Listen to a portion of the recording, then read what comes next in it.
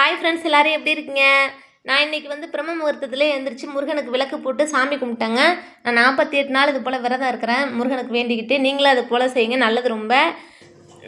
காலை டிஃபன் செய்யலாம் அப்படின்ட்டு கோதுமை ரவை கஞ்சி தாங்க வைக்க போகிறேன். பாருங்கள், இந்த ஜாரில் 3/4 ஜார் எடுத்துக்கிட்டேன்.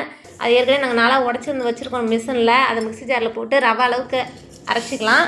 ரவை பதத்துக்கு அரைச்சோம்னா போதும். நல்லா கழுவிக்கணுங்க. கழுவும்போது அந்த ரவை ஓடாத அளவுக்கு மேலோட கழுவிட்டு ஒரு 4-5 டைம் எடுத்தோம்னா தான் அந்த உண்மையெல்லாம் போகும், தவிடெல்லாம். நல்லா 4-5 டைம் கழுவிக்கோங்க. கழுவிட்டு பாருங்கள், பாலும் சூடாக்கிக்கிட்டேன். இன்னும் கொஞ்சம் தான் அதையும் பொங்க விட்ருக்கேன். கஞ்சிக்கு கொஞ்சம் வேணுங்கிற அளவு உப்பு போட்டுக்கலாம். 1 டம்ளர் ரவைன்னா 5 டம்ளர் தண்ணி வைக்கணுங்க. அப்போ தான் சரியாக இருக்கும். நல்லா அப்படி தண்ணி காணலைனா கூட நம்ம வெந்நீர் வச்சுருந்தோம்னா எடுத்து ஊற்றிக்கலாம். பச்சை தண்ணி ஊற்ற வேணால், சீக்கிரம் வேகாது. அது அரிசி மாதிரியே இருக்கும்.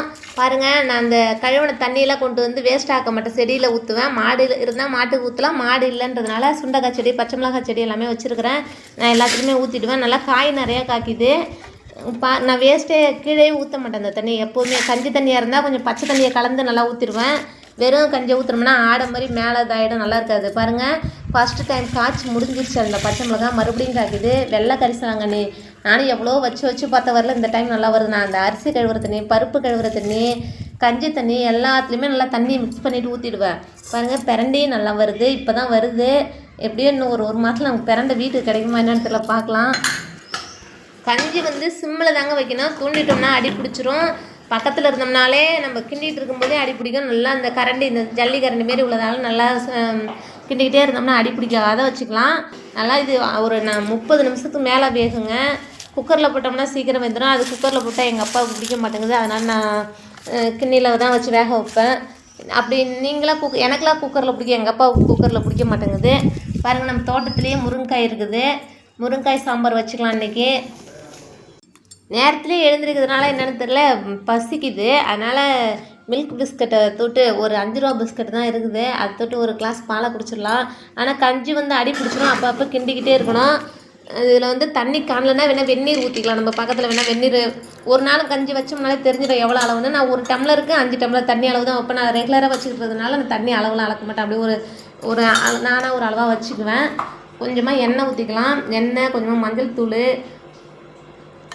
தண்ணி கொஞ்சம் ஊற்றிட்டு, நான் 4 பல் பூண்டு உரித்து வச்சுருக்கேங்க. பூண்டையுமே போட்டுக்கலாம். வேணுங்கிற அளவு தண்ணி ஊற்றிக்கலாம்.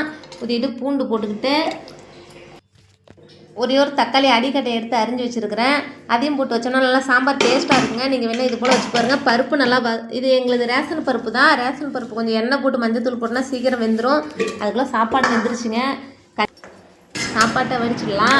எங்கள் மாமியார் வந்திருக்காங்க. அவங்கள ரேஷனுக்கு வேறு அழைச்சிட்டு போனேன் நான். அதுங்க அவங்க வந்தவொடனே கஞ்சி குடிக்கிறாங்க. அவங்களுக்கு கஞ்சி கரைச்சி கொடுத்துட்டு ஆற வச்சு, அவங்க கஞ்சி குடித்த உடனே நான் ரேஷனுக்கு போயிட்டு வந்தால் அப்புறம் சாம்பார் வைக்கணும். நம்ம இப்போ வைக்க முடியாது. பருப்பு வந்ததை அடுப்பு ஆஃப் பண்ணி வச்சுட்டு போகலாம். பாருங்கள், அந்த காய் அரிஞ்ச தண்ணியெல்லாம் கொண்டு கொய்யா மரத்துக்கு ஊற்றிட்டேன். நான் எந்த தண்ணியும் வேஸ்ட்டாக கீழே ஊற்ற மாட்டேன். இந்த பாருங்கள், கருவேப்பிலை எல்லாமே நல்லா தழைச்சி வருது. வெங்காயம், அந்த முருங்கைக்காயெல்லாம் அரியறல, அந்த முருங்கைக்காய், அதில் அந்த அடிகள் எல்லாத்தையுமே கொண்டு பூஞ்செடியில் ஊற்றிடுவேன். எண்ணெய் ஊற்றி கடுகு ஊற்றி போட்டாச்சு. கொஞ்சமாக சீரகம், கொஞ்சமாக கருவேப்பிலை, ஒரு 2 பச்சை மிளகாய் எடுத்து 2ஆக வகுந்து வச்சுருக்கிறேன். அதையும் போட்டுக்கலாம். அதையும் நல்லா கிண்டி விட்டு பெருங்காயத்தூள் கொஞ்சமாக போட்டுக்கலாங்க. பெருங்காயத்தூளையும் போட்டு நல்லா 2 கிண்டி விட்டுக்கலாம். கிண்டி விட்டு வெங்காயம், பெரிய வெங்காயம் 1.5 வெங்காயம் போட்டுக்கிறேன். இதுக்கு அரை வெங்காயம் வேறு இதாக வச்சுக்கலாம். அதனால் அது வெங்காயம் கொஞ்சம் பெருசாக இருந்ததுன்றதுனால நான் பெரிய வெங்காயம் 1.5 வெங்காயம் தான் போட்டிருக்கேன். தக்காளி 2 தக்காளி எடுத்து கட் பண்ணி வச்சுருக்கிறேன். அதையுமே நல்லா வதக்கிக்கலாம். பெரிய நெல்லிக்காய் அளவுக்கு புளி ஊற வச்சுருக்காங்க. அதையும் ஊற வச்சுக்கலாம். அது ஊறட்டும். அதுக்குள்ளே வெங்காயம் தக்காளி வதங்கிடுச்சு. மிளகாய்த்தூள் 1.5 டீஸ்பூன் போடுறேன். பச்சை மிளகாய் 2 போட்டதுனால நான் பச்சை மிளகாய் போடலைன்னா 2 டீஸ்பூன் போடுவேன். சின்ன ஸ்பூன் தான். பச்சை மிளகாய் போட்டதுனால 1.5 டீஸ்பூன் போட்டுருக்கேன். வேணுங்கிற அளவு உப்பும் போட்டுக்கலாம். உப்பும் போட்டு நல்லா 2 கிண்டி விட்டு கொஞ்சம் தண்ணி வேணுங்கிற அளவு ஊற்றி குழம்பு கூட்டி வச்சுக்கலாம். குழம்பு கூட்டி வச்சுட்டு அரிஞ்சு வச்சுருக்க காயும் போட்டுக்கலாங்க. நான் இன்றைக்கி முருங்கைக்காய் மட்டும்தான் போடுறேன், வேறு காய் எதுவும் போடல. அவ்வளோதான். இந்த காய் நல்லாயிருக்கும், பார்க்குறதுக்கு சோறு மாதிரி இருக்கும். அதுக்குள்ளே பருப்புமே நல்லா வெந்துருச்சு. சாம்பார் கொதிச்சிடுச்சுங்க. நல்லா கொதிச்ச அப்புறம் தான் ஊற்றுவேன். நான் எப்போவுமே நல்லா ஒரு காய் 3/4 அளவுக்கு வெந்த அப்புறம் தான் பருப்பு, புளி எல்லாமே ஊற்றுவேன்.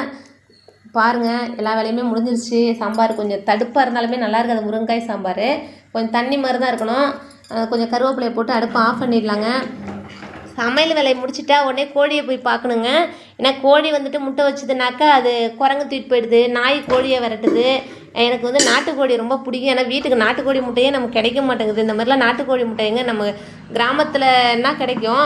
டவுனில் எல்லாம் வந்துட்டு நாட்டுக்கோழி முட்டைன்னு சொல்லிட்டு கிரிராஜா கோழி முட்டையும், அசல் கிராஸ் கோழி முட்டை, அந்த சோனாலின்னு ஒரு கோழி வந்திருக்குங்க. இப்போ அந்த சோனாலி கோழி முட்டை வந்து 15 ரூபான்னு தராங்க. ஒரிஜினல் நாட்டுக்கோழி முட்டைன்னு யாருமே தரமாட்டாங்க. நீங்கள் வேணால் பாருங்கள். ஆனால் நாட்டுக்கோழி முட்டைன்னு தான் சொல்லுவாங்க.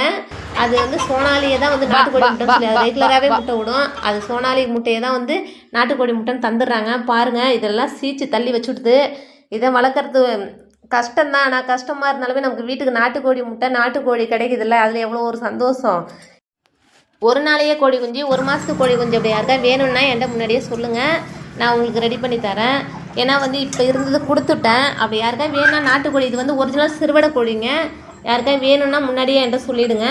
அவ்வளோதான். எல்லா கொட்டாயெல்லாம் ஃபுல்லாக க்ளீன் பண்ணிட்டேங்க. நான் க்ளீன் பண்ணதெல்லாம் நாளைக்கு வந்து எல்லாத்தையும் கூட்டி மறுபடியும் கூட்டணும். அங்கே பாருங்கள், அங்கே ஒரு தோப்பு இருக்குது, மூங்கில் தோப்பு மெயின் ரோட்லேயே இருக்குது. பக்கத்தில் அந்த வீடு இருக்குது, பின் பக்கம்லாம் நல்லா பிடிச்சிக்கிட்டு வனம் மாதிரி எரிஞ்சிருச்சு போல். நல்லா வனம் மாட்டம் இருக்குது. அந்த ஏரியாவில் போனாலே நான் பயன்படுத்த லைட்டில் அந்த இடத்துல ரோட்டில் போகும்போது அது வந்து பெரிய பெரிய மரம், நல்லா 100 வருஷத்துக்கு முன்னாடியே உள்ள மரம்லாம் இருந்தது. அதில் பெரிய மரம்லாம் பாருங்கள், வீடு இருக்குது பக்கத்தில். இந்த ஆண்டு தான் பிடிச்சிக்கிட்டு எரியுது. நல்லா ஃபயர் சர்வீஸ்லேருந்து வந்து அணைச்சிட்டாங்கங்க. முன்னாடியே எரிஞ்சிட்டு இருக்கு போல், எனக்கு தெரியல.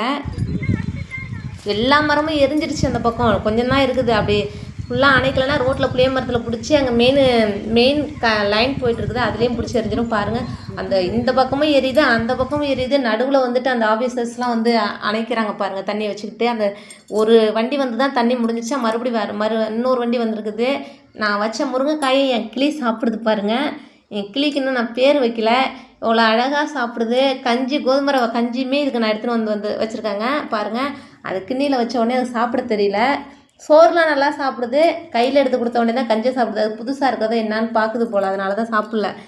காலையில் தக்காளி பழம் வச்சுட்டாங்க கட் பண்ணி. இவ்வளோ தாங்க. எனக்கு மதியம் வரைக்கும் இந்த வேலை தான் செய்திருக்கிறேன். இன்னும் வேலை நிறையா இருக்குது, பார்க்கலாம்.